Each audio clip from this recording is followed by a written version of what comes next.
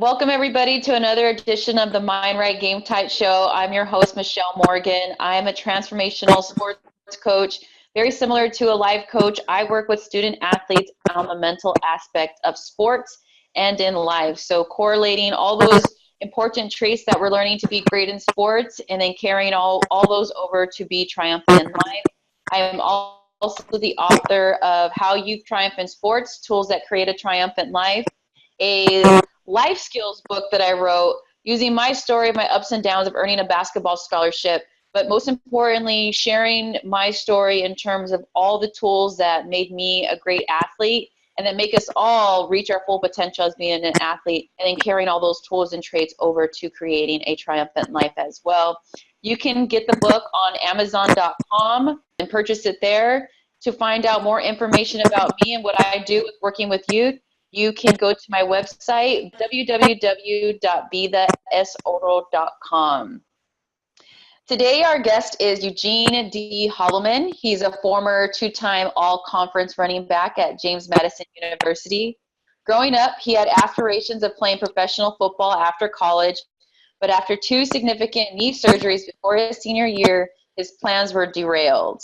After graduating with a degree and pursuing a major simple enough to keep him eligible, but that honestly disinterested him. Eugene quickly regretted not taking school more seriously. While some of his college buddies were off to corporate careers or entrepreneurship, Eugene spent the next 4 years in his parents' home discovering his passions and what career path he wanted to pursue. Eugene enrolled in a master's program to pursue his MBA while working as an elementary school tutor, a sales rep for a high-end suit tailor. While not making enough money to pay for school, he eventually landed an entry-level job at a Fortune 500 healthcare company. Soon thereafter, he applied and was hired to the company's leadership development program. Eugene is now a corporate compliance manager for the same company and is currently pursuing his doctoral degree at Regent University.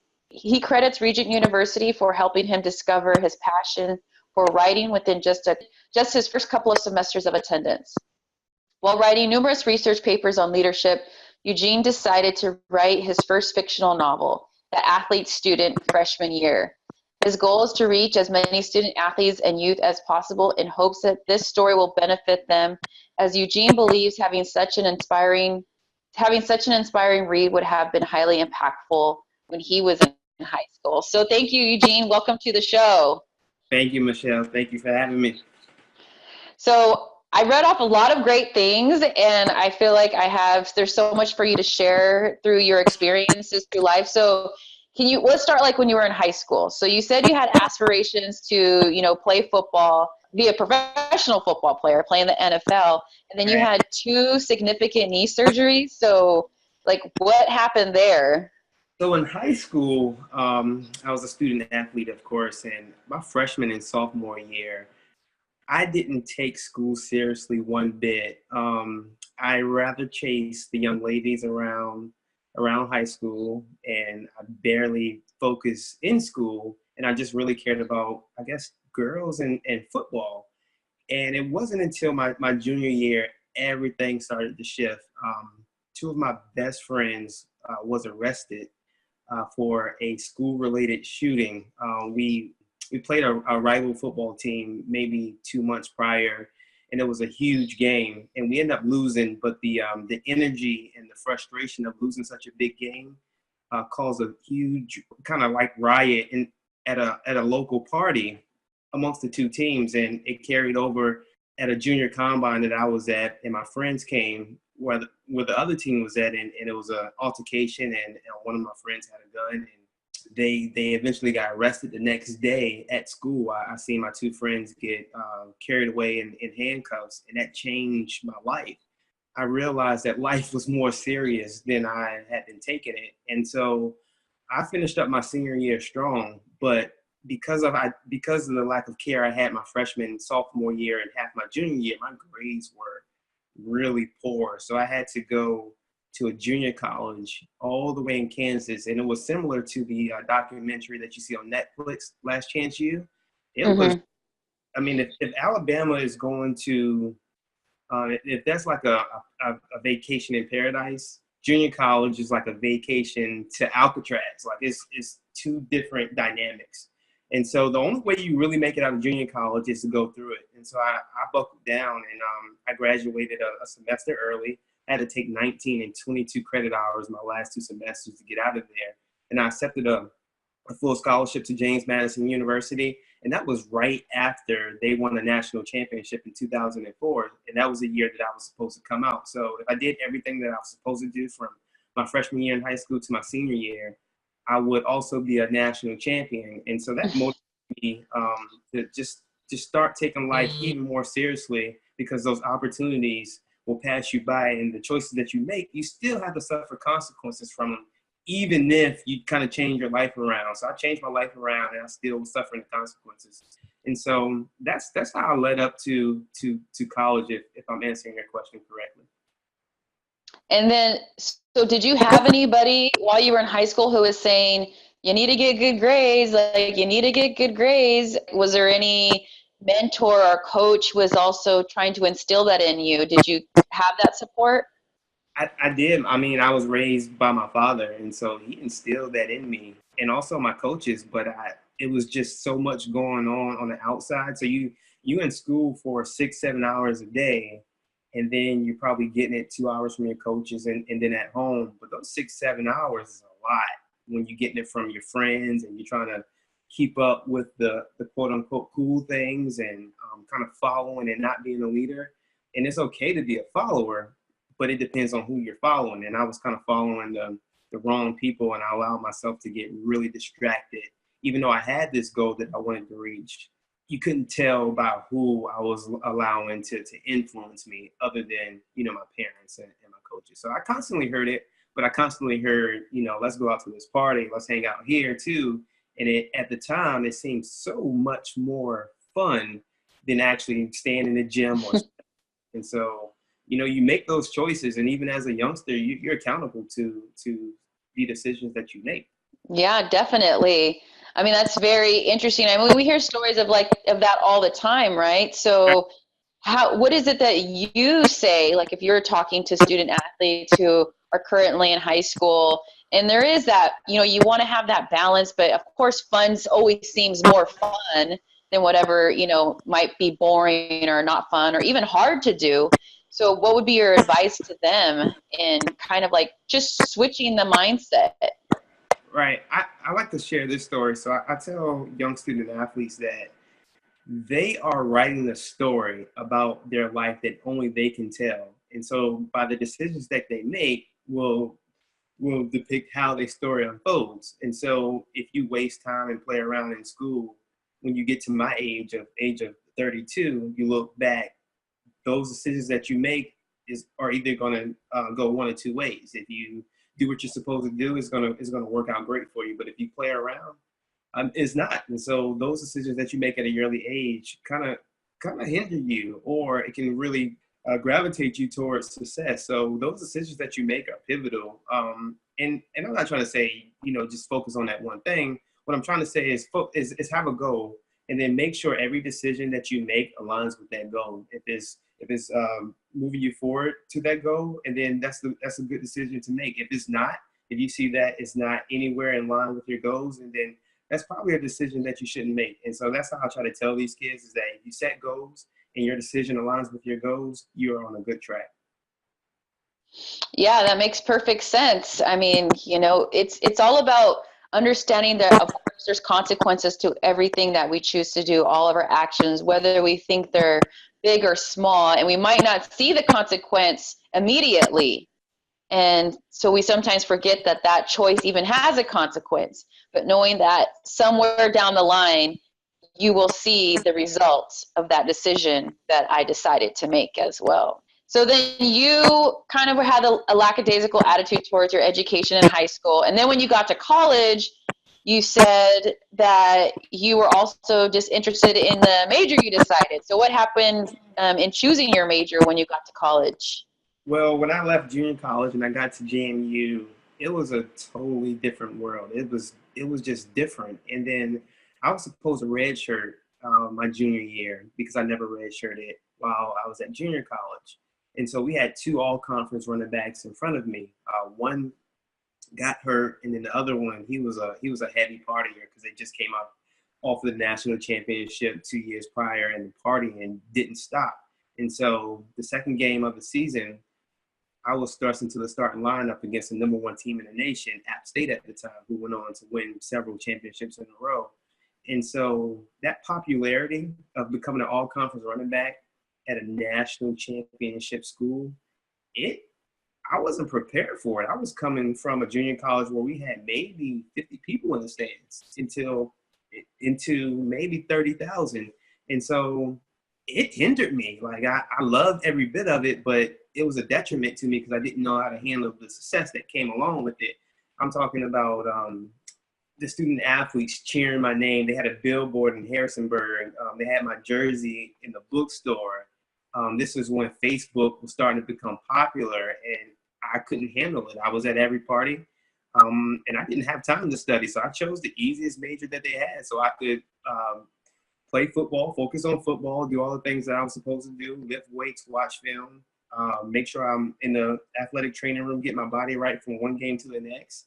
And then when Thursday, Friday, Saturday hits, after the game, I can party a little bit. So school came, it was third place to those things. And I really regretted it. I truly regretted it. I think being a student athlete is like having two full-time jobs. But instead, I was an athlete and I was a professional partier, and school was out of the question. So, you kind of live and learn, and I hope kids don't follow in those same footsteps and really understand that this is a really short window. You only have 4 years, but if you really do what you're supposed to do, it can set you up for life.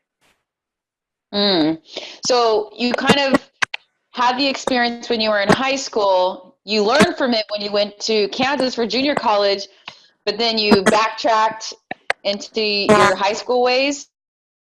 So, I understand like the attention and the partying, but why do you feel like it didn't also, the click didn't come on again? Like, you know what, I've experienced this before. Like, I know how this could possibly end.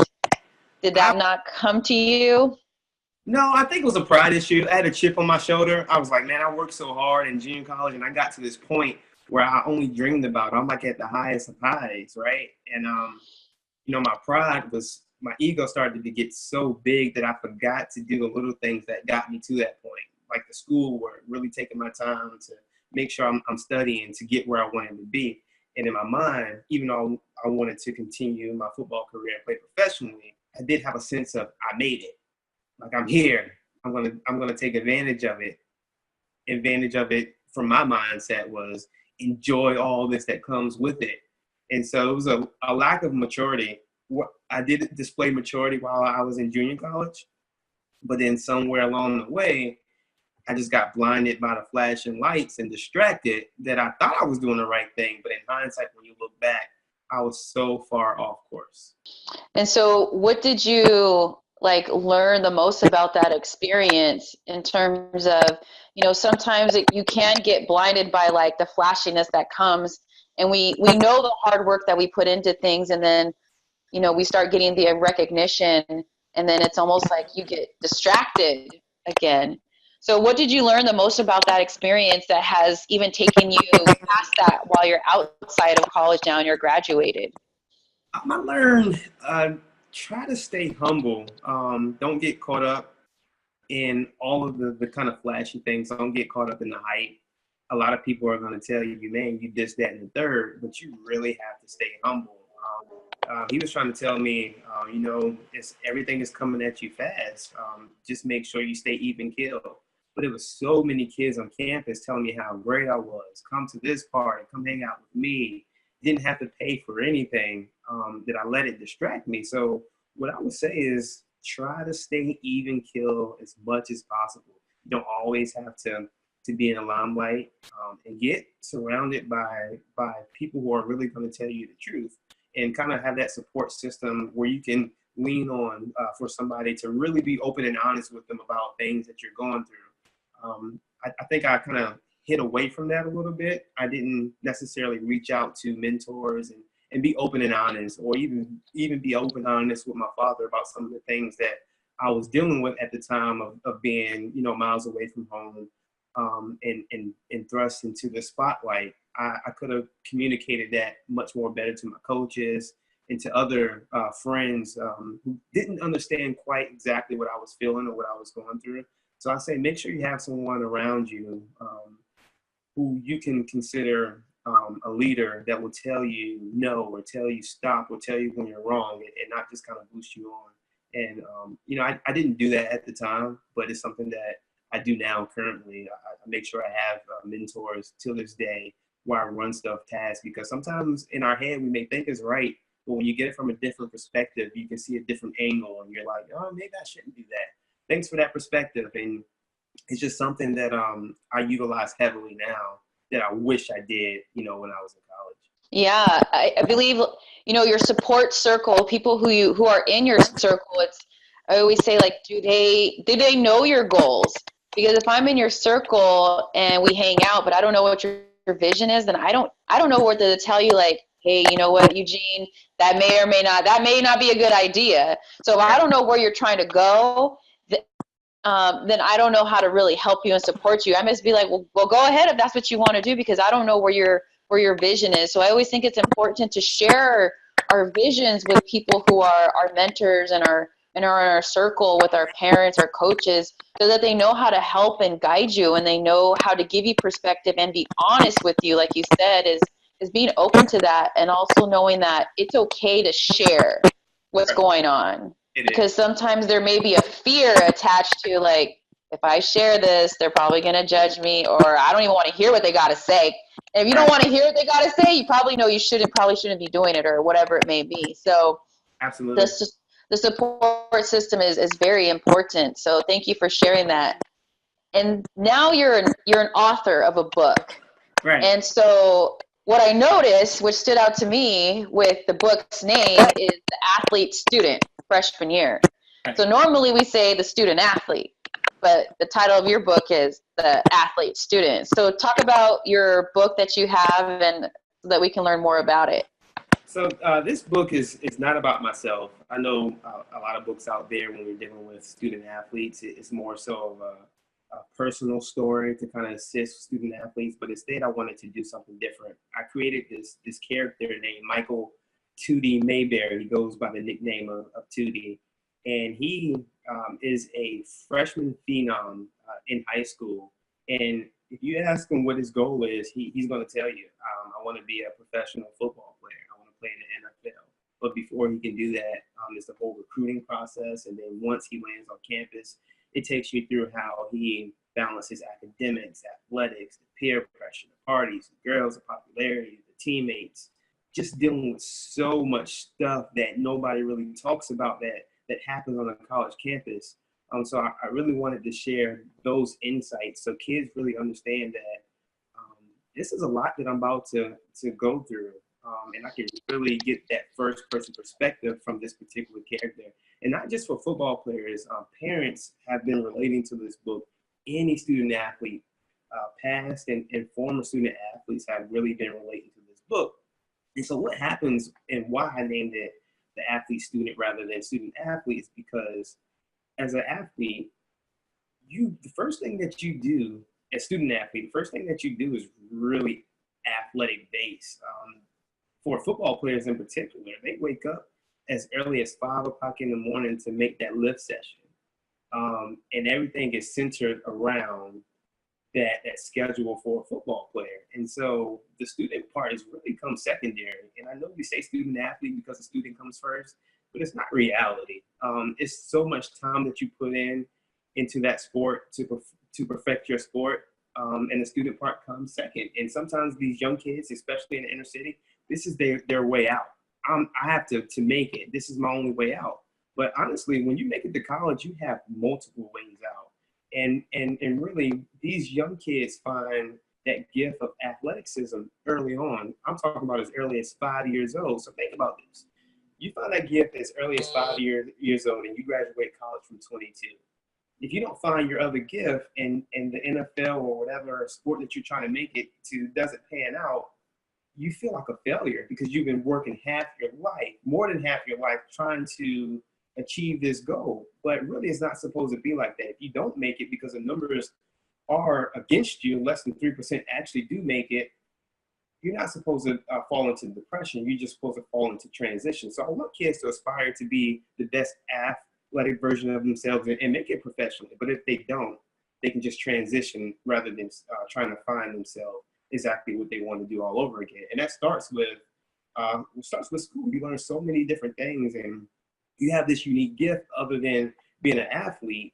And you can take advantage of these majors and kind of see where it goes once you graduate, what kind of job that you can get. If it's something that you can see yourself doing every day, whether it's open up your own business, take engineering courses, something that really translates while you're pursuing athletics.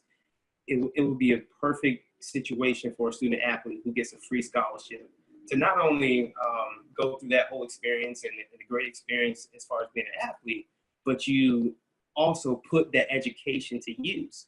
And sometimes if you really look at it, a lot of these athletes major in the easiest thing that's not transferable. And it's sad because I've been through it, and I've seen a lot of guys go through depression because they're like, when that last whistle blow, that fourth quarter strike 0-0, they're like, what am I going to do now? And it shouldn't be like that. It just shouldn't.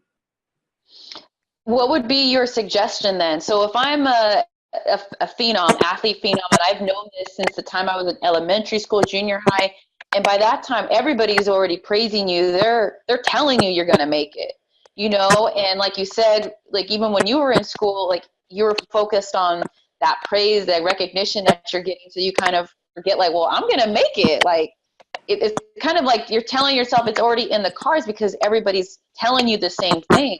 So what would you suggest as to keep my mind open? Like, yes, I'm in school, but how do I keep my mind open to what my other gift may be outside of this sport? Because at the same time, even if I do become a professional athlete, there's going to become a day where I hang up the shoes, the cleats, whatever it may be, because as we see professional athletes, I mean, they don't play forever. They do stop and they go into other careers. So what would be your suggestion? And, just having like a peak of an open mind to have, and, finding your gift and actually acknowledging another gift that you have outside of sport. Yeah, and I think that's it. I think the athlete mindset is that I'm working so hard, it's going to pay off. There's no plan B. And if it is a plan B, I approach it when I get there. But think about this. When you see a lot of these athletes like LeBron James, Michael Jordan, they're a business. And so they had to learn something else outside of just playing ball. And so you have to think of it from that aspect too. Even if I do make it, I still have to do something else. And so what are you going to do? And you have to know where your money is going, where you're going to invest. And so even if you approach it from a business perspective that you're going to make it, you still have to find that one thing that you want to do outside of sports. It's not just going to be sports. And so if you take it from that perspective, you still will see that I have to learn something else that I want to get involved in. And even if you present it from the standpoint of less than 3.5% of NCAA athletes actually make it professionally, I know you're not thinking it's going to happen to you because we have that mind frame that, I'm going to make it. You have to know, you have to prepare for the what ifs. And it has to be taught. It has to be mentioned to coaches. We can't lie to these kids. And sometimes these kids are so great at what they do, it even blinds the parents. And so it's the parents' way out. And so somehow there has to be courses for athletes starting at an early age. I'm even talking, maybe middle school where it prepares them for something outside of athletics. Even if it's just a couple days a week, or somebody comes in and really talks about this so it's ingrained. And even if a couple kids catch it, it can change the trajectory of their life. And it's really important because I've seen it take out a lot of good people, a lot of good athletes. So I don't have the perfect answer for it. I just know that it needs to be communicated and talked about a lot more than what we're talking about. And then you mentioned that you know people who have gone into depression, right? Because of, you've played a sport for so long, you're doing it day in and day out, and then all of a sudden it stops, and it's kind of like, what am I supposed to do, or what's going on in my life? What, what has helped them, move forward from that depression? Like, what are things that can help somebody? Because it's not even just at, say, a professional level when they stop. It could be in college due to an injury, or even in high school. And it's something that you've had your mind set on, and it can be very devastating. So what is something that you've learned on how to like move forward when something like that happens? Actually, I learned to take everything I learned from the sport and apply it into goal setting. Um, Athletics just teach you so much that we don't give it credit for, like the perseverance, first and foremost, the time management, the really setting goals and working hard, the teamwork, and so many other countless things that if you use what you really learn over the course of your career, even if it did stop at the high school level, and put it towards goal setting. Maybe you don't know how to play an instrument, or maybe you don't know much about business, but if you use those tools over time, I guarantee that you will achieve your goal of whatever goal that you set because of the things that athletics has taught you over the years. And that's what I did. Everything that I was taught, I used it for a different goal, and it takes your mind off of, kind of the, oh man, I didn't make it. Now it just switches gears. And I applied those things, and I got to a point in my life where I'm like, man, I'm not depressed anymore. I can care less about not making it to the NFL or not being the superstar running back. And it's okay, but you just have to know how to kind of navigate those waters. And it's tougher for some people than it is others. I had a college teammate who was a phenom. He was like he came runner up equivalent to the Heisman in FCS football. And he went through it because he was at the highest of highs. Scouts was coming to see him play all the time, and it didn't pan out. He had a mini camp invite with the Tampa Bay Buccaneers, and it didn't work out. And he went through a heavy dose of depression, and it's tough because once you're done with that scholarship, the school is not obligated to do anything for you anymore, and so you do have to navigate those waters by yourself. But it's something that you just have to realize that you put in a lot of work, and that work was not in vain. And you have learned so much, you have persevered so much through any sport, whether you get hurt or not. You always have to persevere. It's the competitiveness of trying to fight for spots. You can use that energy for so much more in your life. And that's what I would recommend to guys whose career has fallen short is don't get depressed. Use the same mentality that you had as an athlete to goal setting. Set a goal and attack it just like you were about to attack it for upcoming season or big opponent or whatever the case may be. Use that same tenacity, that same determination. Use it and set a different goal. And I guarantee that you'll meet that goal, and along the way you may find that gift that you were searching for. Yeah, that was beautiful. Yeah, I love everything that you said there because it's so true. Basically, going back to, the reason I wrote my book is the skills we learn in sports are life skills. And sometimes we forget that because we're so focused in on the sport. And, like you said, everything that made us great in that sport, it's like, remember, you have all those gifts inside of you, those characteristics, those traits to go and do anything in your life and be great at it as well, because you've learned how to be resilient and accountable and to work hard and dedication and commitment, all those things.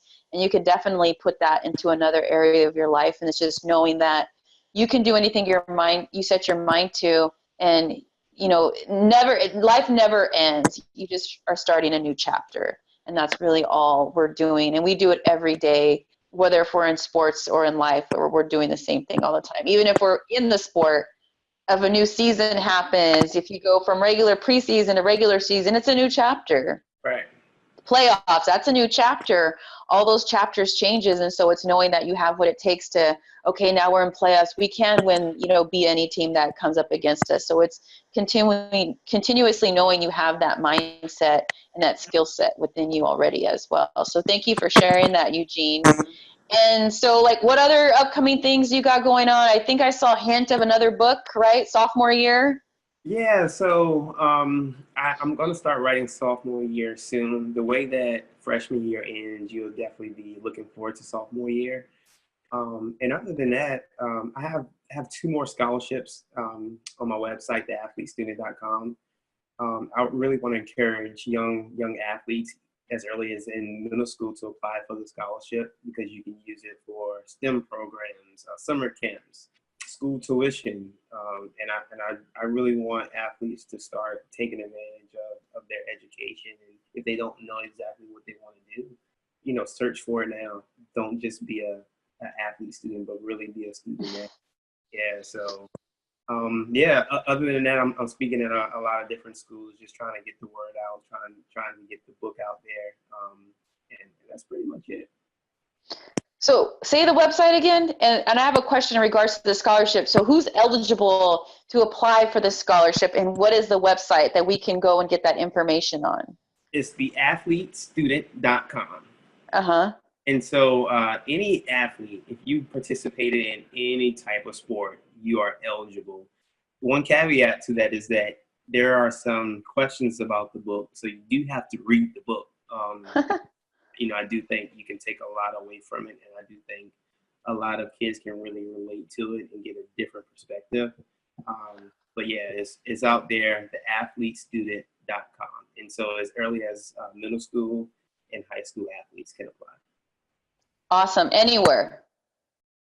What was that? I'm sorry. Student athletes from anywhere. Oh, anywhere. In the United States. Anywhere. Yep. Anywhere. Okay. And that goes towards their college? They can use it. They can really use it for anything that they want to use it for. I recommend using it for something that they can actually learn from, and I'll be able to kind of determine that from some of the scholarship questions. Yeah, I can't control what you use the money for. I would just hope that you put it to good use. And so it's $300 scholarships out there. Okay, and you offer that out, what is that, every year? So if I'm a freshman in high school, I can win it and use it towards maybe like a camp or a program or a class that maybe I want to take going into like my sophomore year? Yep, that's it. So I offer it, the cutoff date is August of this year, but then I'm going to reopen it back up next year. So this is something that I plan to do. Awesome. That is really cool. Yeah, we'll definitely make sure to put the website on this video, in the description of this video as well. And then where can people look to find more information about you and your book? Where do they get that at? So the book is on Amazon. If you go to Amazon and type in The Athlete Student, your freshman year, you'll find it. If you also go to Amazon and just type in my name, Eugene Holloman, you'll find it. And also I'm on Instagram at GeneDuke14, Facebook, same name. You can also purchase the book on theathletestudent.com. And so you can actually get a signed copy if you just DM me, and I'll send one out to you. And so if you really want a book, I'll make sure you get one. Awesome. Sounds great. I'm definitely going to have all those links in there because I know people are going to want the autographed copy. They're going to want to know how to apply for that scholarship and learn more about all the amazing things you're doing. So thank you, Eugene, for coming on the Mind Right Game Type show. I really appreciate it. One thing, you have to finish this sentence before you go. I am grateful for. I'm grateful for so much. I can't just, how I'm going to finish that. You put me on the spot there. You can say whatever you want. If you got a list, go ahead and list it. I'm grateful for so much: my health, my life, my wife, my family, friends, school, opportunities. To be able to share this book, this message with you guys. I'm grateful for you having me on the show. This has been an amazing experience, amazing opportunity just to get to talk with you and someone who's kind of in the same path, and get to share, my story with you, and you can share your story with me. So it's not by chance that we met. And so thank you for replying back to my message on LinkedIn, because this has been awesome. I didn't even know what to expect, but this blew my expectations. The little that I did have out the water. Awesome. Well, thank you too. I appreciate that. And I'm grateful for you as well, and the connection that we made, and then all the things that you're doing as well in empowering people and empowering minds. That's what's really important, to not just you, us, but to the world. So it all trickles down. It goes, from one person to the next. So it's awesome what you're doing, and I really appreciate it. So thank you, Eugene. Thank you, everybody, for tuning in to the Mind Right Game Tight Show. Don't forget to subscribe to the channel. Treasure yourself and shine.